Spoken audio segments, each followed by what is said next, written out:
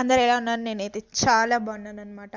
పాపం అండి, అది కూడా ఒక ప్రాణమే కదా. ఇప్పుడు నేను చూపించే క్లిప్ అయితే కొంతమంది ఓసిడి ప్రాబ్లమ్స్ ఉండేవాళ్ళు 3 days అన్నం తినరు. డాగ్ లవర్స్ అయితే కొంచెంసేపు బాధపడి మౌనం పాటిస్తారు. నెక్స్ట్ వన్, నా లాంటి వాళ్ళు అయితే బాధపడి భయపడి అన్నం తినకుండా 3 ప్రాబ్లమ్స్ ఉంటాయి నాకైతే. సో ఇది ముదురు బాయివే ఇట్టడికి ఎందుకు వచ్చినామంటే మన లియో దాన్ని వాటిని కూడా పోవడానికి వచ్చినాం. వీడు కూడా లాస్ట్ భయపడినాడు బాధపడినాడు అర్థం కాలేదని చూసి భయపడ్డాడు. ఈవినింగ్ వెళ్ళాం, ఏ బ్యూటిఫుల్ సన్సెట్. ఇదైతే ఫేస్ రివీల్, ఒక ఫేస్ అయితే రివీల్ అయిపోయింది. ఆ ఫేస్ని చూసి నేను ఎవరో తెలుసుకోవడం చాలా ఈజీ. సో నేను తెచ్చుకుండే బూస్ట్లు తన తింటున్నాడు. ఏం చేస్తాం, వాటింటికి పోతున్నా. ఆ ఫేస్ స్లిప్ చూపిస్తా, ఆ క్లిప్ చూపించాలనే నేను ఈ వీడియో తీసా.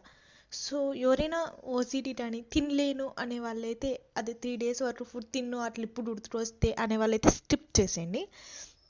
నెక్స్ట్ హైవే మీద లియోని వాటిని పిలిచిపోతుండగా సన్సెట్ ఎంతో బాగుంది అనుకుంటే లోపల కొన్ని దారుణాలు అయితే చూస్తాము. ఉండండి చూపిస్తాం. హైవే మీద దూరం నుంచి వచ్చేటప్పుడు కార్లు చాలా స్లోగా వస్తున్నట్టు మన దగ్గర నుంచి పోవడం చాలా ఫాస్ట్ వెళ్ళిపోతుంటాయి.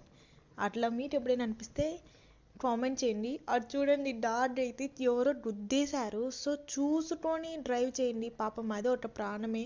అది లాస్ట్ డీకంపోజ్ టైప్ అయి బోన్స్ కనిపిస్తుంది సరం. సో నాకు చాలా భయం వేసింది, బాధ వేసింది. రివర్స్ తిరగలన్నా కూడా 5 minutes ఆలోచించా. ఎట్లా అట్లా రివర్స్ అయితే వచ్చేసినాం. సో ఈ వీడియో నాకు నచ్చితే లైక్ అండ్ షేర్ సబ్స్క్రైబ్. అలాగే రోడ్ల మీద వెళ్ళేటప్పుడు చూసి వెళ్ళండి. అంటే మన ప్రాణాలని సాక్రిఫై చేసి దాన్ని కాపాడమని అయితే నేను చెప్పాను. సో మంచి రెస్పాన్సిబిలిటీస్ ఉన్నాయి.